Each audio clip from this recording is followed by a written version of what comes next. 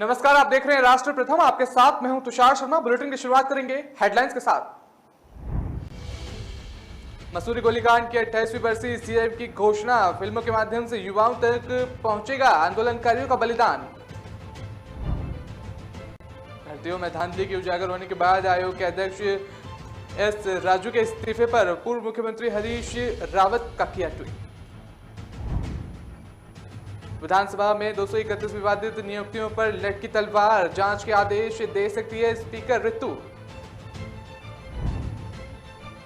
Viral हो रही नियुक्ति की खबर, उत्तराखंड के पूर्व शिक्षा मंत्री पर अपने 8 रिश्तेदारों को नौकरी दिलाने का आरोप।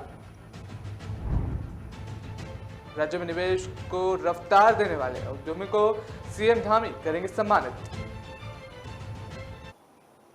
खबरें जानेंगे विस्तार से। आपको बता दें कि मसूरी गोलीकांड की 28वीं बरसी पर मुख्यमंत्री पुष्कर सिंह धामी ने शहीद स्मारक पर शहीद राज्य आंदोलनकारियों को पुष्प चढ़ाकर श्रद्धांजलि अर्पित की।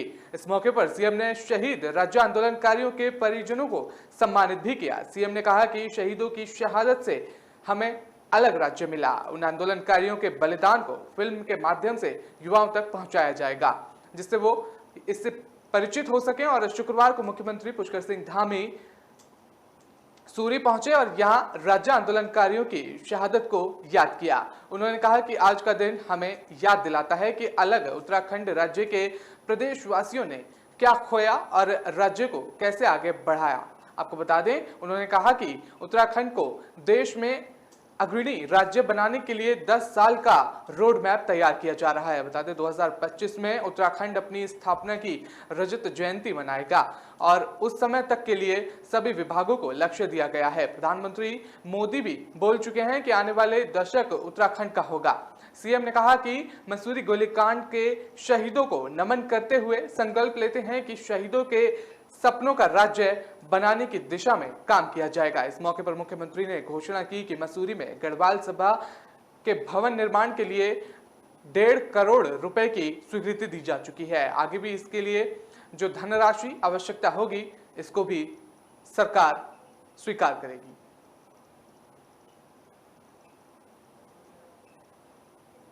उत्तराखंड अधीनस्थ चयन सेवा आयोग की भर्तियों में धांधली उजागर होने के बाद आयोग के अध्यक्ष एस राजू के इस्तीफे पर पूर्व मुख्यमंत्री हरीश रावत की ओर से किया गया ट्वीट उन्होंने वापस ले लिया है। इस ट्वीट में उन्होंने राजू के पक्ष में कुछ बातें कही। अब उन्होंने कहा कि राजू के कार्यकाल की भी जांच होनी चाहिए। शुक्रवार को विधानसभा के बाहर कांग्रेस के धरने में शामिल हुए पूर्व मुख्यमंत्री हरीश रावत ने खुद इसकी जानकारी दी है। उन्होंने कहा है कि भर्ती घोटाले में अब जिस तरह की बात सामने आ रही है, उसके लिए जरूरी है कि आयोग के साथ उसके पूरे सिस्टम को भी जांच की हो। आपको बता दें, इसलिए उन्होंने आयोग के अध्यक्ष राजू के संबंध में किए गए ट्वीट को वापस ले लिया है।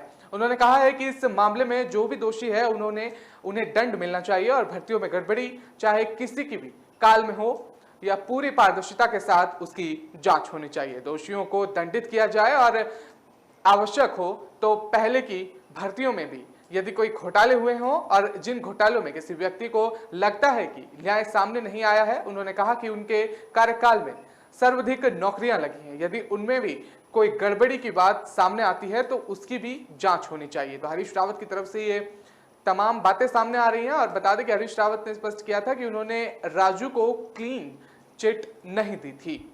तो ये तमाम बातें उनकी तरफ से सामने आ रही हैं। मुख्यमंत्री पुष्कर सिंह धामी की सिफारिश के बाद अब विधानसभा में हुई करीब 231 विवादित नियुक्तियों पर तलवार लटक गई है। विधानसभा अध्यक्ष ऋतु भूषण इन सभी विवादित नियुक्तियों की जांच के आदेश दे सकती हैं। बता दें, पिछले दरवाजे हुई नियुक्तियों की जांच की मांग कर रहे लोगों को अब विधानसभा अध्यक्ष के दिल्ली से लौटने का इंतजार है। इसी बीच प्रदेश बीजेपी अध्यक्ष महेंद्र भट्ट ने भी कहा कि यदि गड़बड़ी हुई है तो दूध का दूध पानी का पानी हो जाना चाहिए। कांग्रेस के पूर्व अध्यक्ष प्रीतम सिंह ने बेशक विधानसभा के गठन से लेकर अब तक वहां हुई सभी भर्तियों की जांच का मुद्दा उठाया है, लेकिन जांच के निशाने पर 2 पूर्व स्पीकरों को कार्यकाल की अस्थायी नियुक्ति है। इनमें से 198 नियुक्ति वर्ष 2016 में हुई, तब विधानसभा अध्यक्ष गोविंद सिंह कुंजवाल थे। आपको बता दें, उनके बाद दिसंबर 2021 में तत्कालीन विधानसभा अध्यक्ष प्रेमचंद अग्रवाल के कार्यकाल में करीब 73 पदों पर नियुक्तियां दी गई। विधानसभा की विवादित नियुक्तियों की जांच के मामले में बीजेपी प्रदेश अध्यक्ष महेंद्र भट्ट ने कांग्रेस पर तंज किया है और वो अपनी राजनीतिक छिजलेदारी के से बचने के लिए आंदोलन का ढोंग कर रहे हैं। बता दें, उन्होंने ये सीधे तौर पर निशाना साधा है और उसे डर सता रहा है। और साथ ही आपको बता दें कि जांच में पूर्व स्पीकर ने कार्यकाल में भर्ती हुए चहेते बाहर हो जाएंगे।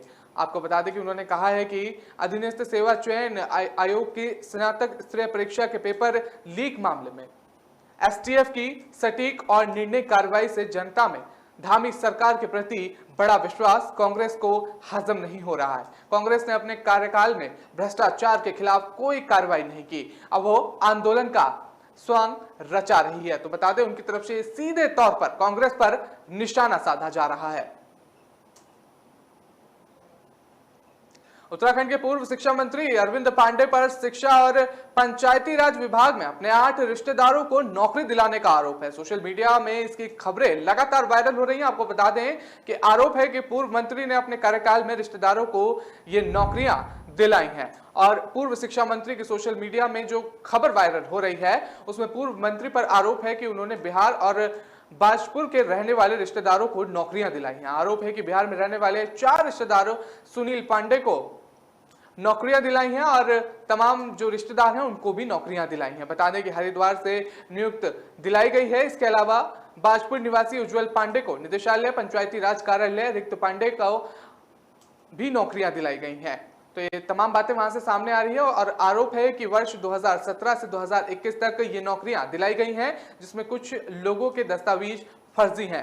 पूर्व शिक्षा मंत्री और गदरपुर से बीजेपी विधायक अरविंद पांडे ने कहा कि उनके शिक्षा मंत्री बनने से पहले विभाग में होने वाली नियुक्तियों में पैसा चलता था, लेकिन उनको मंत्री बनाने के बाद सभी नियुक्तियां पारदर्शी तरीके से हुई और भर्ती में गड़बड़ी की किसी तरीके की कोई गुंजाइश ना रहे। इसके लिए उन्होंने 25 अंकों के साक्षात्कार को 5 अंक का करवाया। इसमें भी हर उम्मीदवार को कम से कम 3 अंक दिया जाना अनिवार्य करवाया गया है। कोविड महामारी के कारण बड़ा आर्थिक झटका लगा है। इसके बावजूद उत्तराखंड में निवेश को रफ्तार देने वाले उद्यमी ने जनवरी 2020 से अब तक प्रदेश में 7,500 करोड़ का निवेश किया है। निवेशकों को मुख्यमंत्री पुष्कर सिंह धामी 6 सितंबर को प्रोत्साहन और सम्मान समारोह आयोजित कर सम्मानित करेंगे। पिछले 2 साल के भीतर राज्य में उद्योग स्थापित कर उत्पादन शुरू करने वाले निवेशकों से सेवा क्षेत्र में निवेशकों को बढ़ावा देने के लिए फीडबैक भी लिया जाएगा। मुख्यमंत्री आवास स्थित मुख्य सेवा सदन में होने वाले समारोह में प्रदेश के लगभग 60 निवेशकों को सम्मानित किया जाएगा। इसमें 42 बड़े निवेशक और विभिन्न जिलों के एमएसएमई उद्यमी शामिल होंगे। सरकार ने 2019 इसमें देश और दुनिया से आए निवेशकों ने राज्य में निवेश की इच्छा जाहिर करते हुए सरकार के एमओयू साइन किया था। आपको बता दें, इस सम्मेलन में 1.24 लाख करोड़ के निवेशक एमओयू किए गए थे और धामी सरकार ने निवेशकों की समस्याओं का समाधान और नए उद्योग स्थापित करने के लिए औद्योगिक नीतियां और सिंगल में कोई सुधार किए जाए और तमाम बातें भी सामने की थी। आपको बता दें, इसके भीतर 7,500 करोड़ का निवेश हुआ था। राज्य में नए औद्योगिक में निवेश करने वाले उद्योगियों के प्रोत्साहित करने के लिए निवेशक सम्मान समारोह आयोजित किया जा रहा है। इसके लिए तैयारियां चल रही हैं। इस समारोह में निवेशकों के साथ निवेश की संभावनाओं पर भी चर्चा की जाएगी।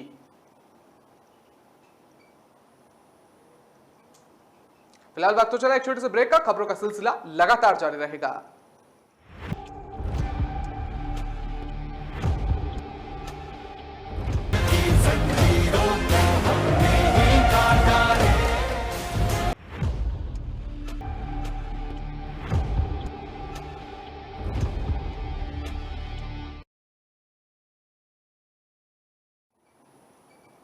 ब्रेक के बाद आपका स्वागत है। रुक करते हैं अगली खबर का। आपको बता दें कि अपने गीतों के जरिए समय समय पर सरकारों, हुक्मरानों और राजनेताओं पर बैलाग तंज करने के लिए विख्यात लोक गायक नरेंद्र सिंह नेगी का एक और गीत सोशल मीडिया पर धड़ल्ले से वायरल हो रहा है। इस बार उन्होंने सरकारी नौकरियों में घपलेबाजी पर अपने गीत के जरिए प्रहार किया है। वायरल गीत में वो गा रहे हैं कि लोकतंत्र में जनसेवक राजा हो गए हैं, प्रजा ही रह गई है। साथ ही वो ये सभी भी कह रहे हैं कि लोकतंत्र में सिर्फ तुम्हारे ही रिश्तेदार नौकरियों के योग्य हैं और हम यानी प्रजा पढ़ी लिखी होने के बावजूद किसी काम की नहीं रह गई है। बता दें कि अतीत में भी अपने बेबाक गीतों से नेगी दास सियासत के प्यालों में तूफान मचा चुका है। आपको बता दें कि उनका 9 छमी नरेणा गीत खूब चर्चा में रहा था। तत्कालीन एनडी तिवारी पर बनाए गए इस गीत ने राजनीति में तूफान मचा दिया है। आपको बता दें एक बार फिर नेगीदा नया गीत लेकर जनता के बीच आए हैं और यह गीत धड़ल्ले से सोशल मीडिया पर लगातार वायरल भी हो रहा है।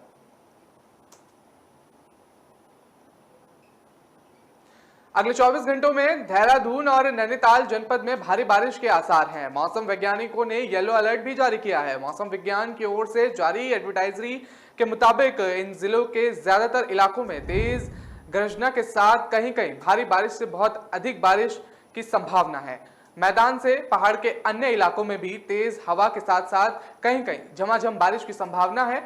मौसम विज्ञान केंद्र के निदेशक और वरिष्ठ मौसम वैज्ञानिक विक्रम सिंह ने बताया कि अगले 24 घंटे के दौरान देहरादून और नैनीताल में आपदा प्रबंधक के लिहाज से सतर्क रहने की जरूरत है। इस संबंध में राज्य आपदा प्रबंधक विभाग के अधिकारियों को अवगत कराया गया है। दूसरी ओर राजधानी और आसपास के इलाकों में भारी बारिश की संभावना के मद्देनजर जिला अधिकारी सोनिका ने आपदा प्रबंधक से जुड़े अधिकारियों को अलर्ट रहने के निर्देश दिए हैं।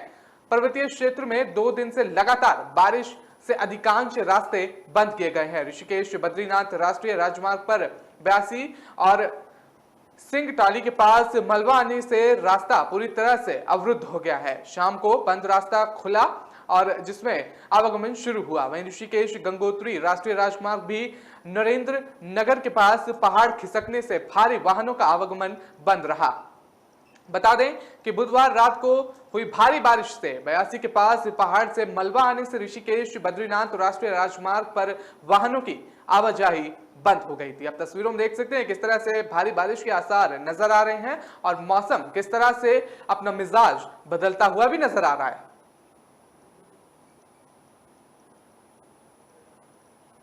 जूना अखाड़ा के महामंडलेश्वर और शिव शक्ति धाम डासना गाजियाबाद के पीठस्थ यति नरसिंहा नदी गिरी 25 से 27 दिसंबर तक सर्वनंद घाट पर मौलानाओं से सार्वजनिक शास्त्र तीर्थ करेंगे। इसके लिए उन्होंने मुस्लिम धर्मगुरुओं को आमंत्रित किया है। उत्तरी हरिद्वार के खड़खड़ी स्थित वेद निकेतन में दिसंबर 2021 में 3 दिवसीय धर्म सांसद करने के बाद यदि ने अब हरिद्वार में सार्वजनिक शास्त्रार्थ करने की घोषणा की है। एक बयान में स्वामी यति ने कहा कि वो मुस्लिम मौलानाओं के साथ सार्वजनिक के साथ माध्यम से लव जिहाद और सिंध तंत्र से जुदा मठ मंदिर विध्वंस और गजवा ए हिंद की सच्चाई को समझने और सारे विश्व के सामने लाने का प्रयास करेंगे। उन्होंने कहा कि ये कार्य गुपचुप कमरों में बैठकर नहीं बल्कि पूरी दुनिया के सामने होना चाहिए। मुस्लिम समाज के धर्म गुरुओं का पक्ष विश्व के सामने आना चाहिए। अगर मिलकर इन सब प्रश्नों के उत्तर तलाश कर सच्चाई दुनिया के सामने कर रख दी तो संपूर्ण मानवता की बहुत बड़ी सेवा होगी। उन्होंने कहा कि 25 दिसंबर से होने वाले 3 दिवसीय आयोजन का सोशल मीडिया और अन्य संस्थानों से विश्व में प्रसारण किया जाएगा।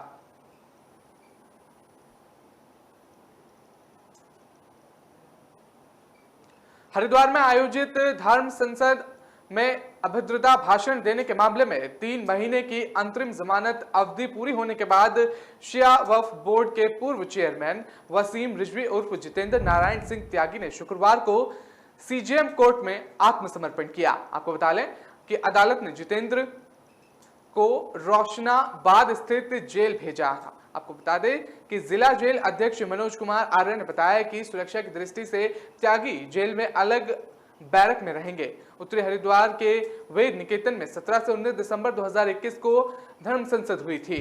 इसमें कई प्रमुख संतों के अलावा जितेंद्र नारायण सिंह त्यागी भी शामिल हुए थे। त्यागी ने धर्म विशेष के खिलाफ विवादित भाषण दिया था, जिसका वीडियो धड़ल्ले से वायरल हो रहा था। आपको बता दें वीडियो वायरल होने के बाद पुलिस ने 27 दिसंबर को शहर कोतवाली में मुकदमा दर्ज किया था।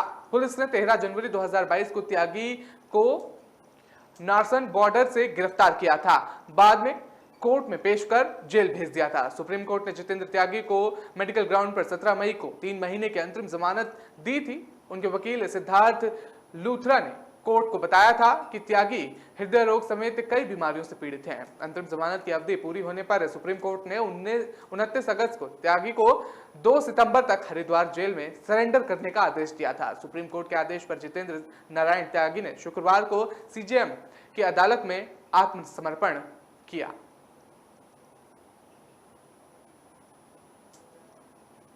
विधानसभा सहित विभिन्न विभागों में हुई भर्तियों में धांधली की सीबीआई जांच की मांग को लेकर कांग्रेसी विधायक के मुख्य गेट के बाहर धरने पर बैठ गए हैं। आपको बता दें कि कांग्रेस प्रदेश अध्यक्ष करण मेहरा के नेतृत्व में धरने पर बैठे कांग्रेस कार्यकर्ताओं ने सरकार के खिलाफ नारेबाजी की और कांग्रेस की मुख्य प्रवक्ता गरिमा ने कहा कि प्रदेश के विभिन्न विभागों में हुई नियुक्तियों पर फर्जीवाड़ा हुआ है। वहीं कांग्रेस के पूर्व प्रदेश अध्यक्ष प्रीतम सिंह ने कहा कि सरकार दरोगा भर्ती घपले में विजिलेंस के बजाय सीबीआई की जांच कराए। उन्होंने ये भी कहा कि नए जिले के गठन की बात कही और घपले से जनता का ध्यान हटाने के लिए तो नहीं।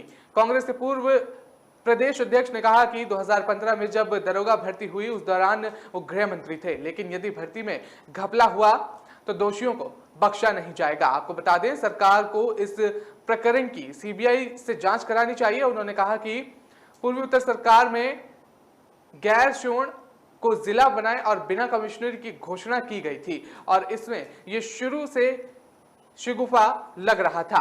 बता दें कि बिना डीएम और एसएसपी के कमिश्नर को वहां कैसे बिठाया जा सकता है। यही वजह है कि लोगों ने इसका विरोध किया और प्रीतम सिंह ने कहा कि जिले का पुनर्गठन होना चाहिए, लेकिन यह भी हो सकता है कि नए जिलों की बात घपलों से जनता का ध्यान हटाने के लिए की गई हो। फिलहाल वक्त तो चला एक छोटे से ब्रेक का। खबरों का सिलसिला लगातार जारी रहेगा।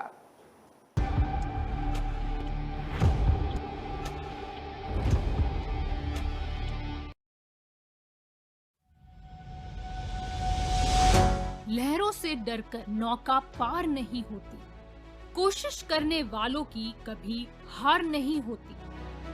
नन्ही चींटी जब दाना लेकर चलती है, चढ़ती दीवारों पर 100 बार फिसलती है।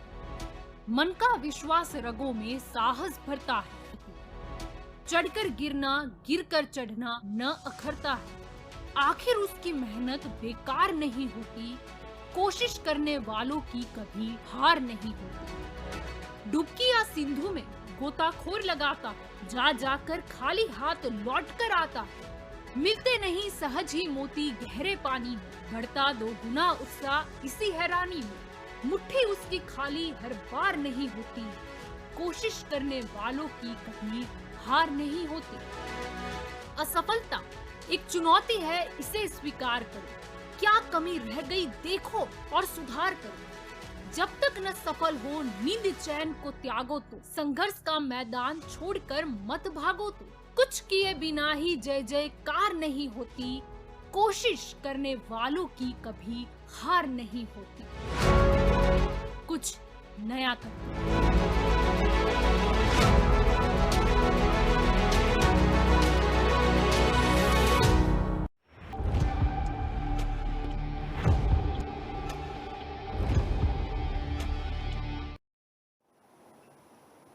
ब्रेक के बाद आपका स्वागत है। रुक करते हैं अगली खबर का। आपको बता दें कि विधानसभा में कांग्रेस और बीजेपी शासनकाल में हुई बैकडोर भर्तियों का निरस्त होना तय माना जा रहा है। विधानसभा अध्यक्ष ऋतु जल्द इस पर फैसला ले सकती हैं। विधानसभा में बिना नियम कायदों के नेताओं के करीबियों और खास लोगों को नौकरियां बांटने का मसला सुर्खियों में है। बीजेपी और कांग्रेस दोनों सरकारों के कार्यकाल में हुई इन बैकडोर भर्तियों को लेकर लोगों में जबरदस्त गुस्सा है। आपको बता दें बीजेपी सरकार में पार्टी और संघ नेताओं के करीबियों के नामों का खुलासा होने के बाद पार्टी काफी असहज है, धामी कर चुके हैं। जांच की सिफारिश आपको बता दें कि मुख्यमंत्री इसके सिलसिले में लगातार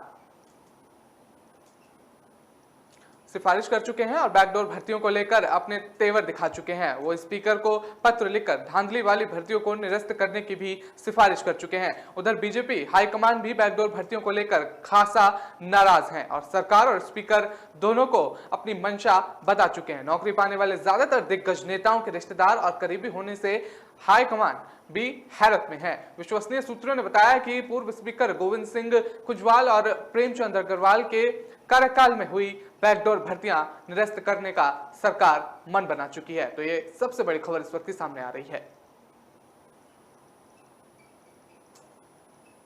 विधानसभा बैकडोर भर्तियों में आरएसएस के बड़े पदाधिकारियों का नाम आने से पूरा कैडर असहज महसूस कर रहा है। इस मामले में साख का कोई भी पदाधिकारी कुछ भी बोलने से बच रहा है। अभी तक इन भर्तियों को लेकर बीजेपी कांग्रेस के ही नेता निशाने पर थे और उत्तराखंड में यूके एसएससी भर्ती घोटालों को कांग्रेस ने मुद्दा बनाया हुआ है। अब आरएसएस के बड़े पदाधिकारियों के नाम आने के बाद विवाद और बड़ा हो गया है। संघ के प्रांत और क्षेत्र स्तर के बड़े पदाधिकारी पर अपने नजदीकी रिश्तेदारों को विधानसभा में बैकडोर से नौकरी दिलवाने के आरोप लग रहे हैं। इनमें से कई उत्तराखंड से बाहर के हैं और बड़े पदाधिकारियों के भर्ती विवाद में फंसने से संघ के भीतर भी एक बड़ा विवाद खड़ा हो गया है। परिवार से दूसरी और समाज सेवा और सादा जीवन, सख्त अनुशासन हमेशा से संघ के प्रचारकों की पहचान रही। संघ के धर्मपुर राजपुर रोड से लेकर तिलक रोड स्थित संघ मुख्यालय में प्रचारकों और संयोजक सेवक में भी ये चर्चा का विषय बना हुआ है। शिक्षा विभाग भर्ती घोटाले को लेकर लगातार मामला बढ़ता जा रहा है। इस मामले को लेकर लगातार विरोध प्रदर्शन कर रहे हैं। पूर्व शिक्षा मंत्री और गद्दरपुर विधायक अरविंद पांडे के रिश्तेदार की शिक्षा विभाग में भर्ती की सूची पर घमासान मचा हुआ है। सोशल मीडिया पर यह लिस्ट वायरल होने के बाद कांग्रेस कार्यकर्ताओं ने बाजपुर में पूर्व शिक्षा मंत्री का पुतला फूका।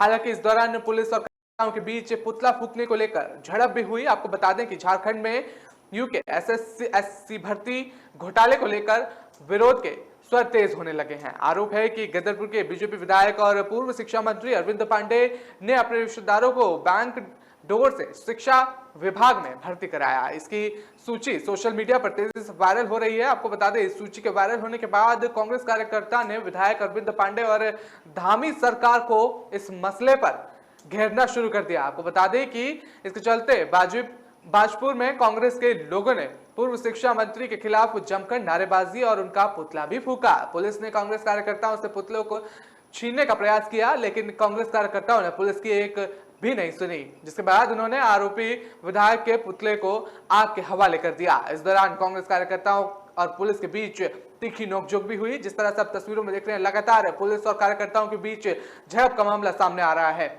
किस तरह से नारेबाजी भी वहां पर चल रही है।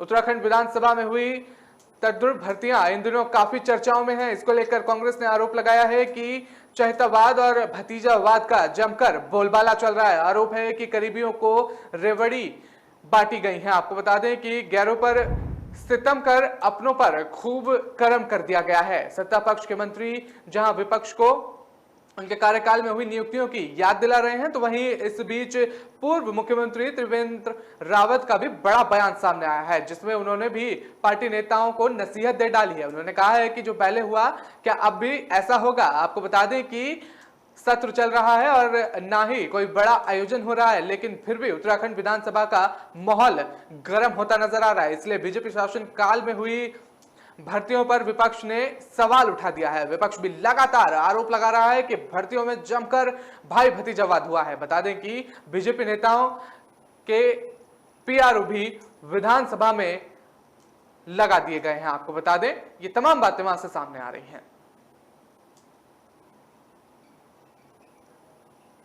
हिमालय के संरक्षण के लिए उत्तराखंड में 11 साल पहले शुरू हुई मुहिम 12वें वर्ष में प्रवेश कर गई है। आपको बता दें, जिस उद्देश्य को लेकर इस मुहिम को शुरू किया गया था, उसके परिणाम व्यापक रूप से अभी सामने आने बाकी हैं, लेकिन फिर भी कोशिश जारी है। इस वर्ष भी 9 सितंबर को हिमालय दिवस को व्यापक रूप से मनाने की तैयारी है। इस बार मुख्य कार्यालय 9 सितंबर को ऋषिकेश स्थित परमार्श निकेतन में होगा। प्रदेश में हिमालय दिवस मनाने की शुरुआत वर्ष 2010 में हुई थी। तब शुक्ल परिस्थिति और हैक्सो कार्यालय में एक गोष्ठी में इसकी नींव रखी गई थी। डॉक्टर अनिल जोशी ने बताया कि हिमालय दिवस मनाने का हमारा उद्देश्य है उसके प्रति नमन और लोगों को, खासकर नई पीढ़ी में नई चेतना जगाना है। पिछले 12 वर्षों में लगातार हम इस दिवस को मना रहे हैं। उन्होंने कहा कि पिछले 10 से 12 सालों में इससे क्या कुछ जुटा पाए हैं। इसके बहुत सारे उदाहरण हैं। तो ये तमाम बातें वहां से सामने आ रही हैं। तो फिलहाल इस बुलेटिन में इतना ही। मुझे दीजिए इजाजत। ज्यादा खबरों को पढ़ने के लिए आप हमारी वेबसाइट का भी प्रयोग कर सकते हैं। नमस्कार।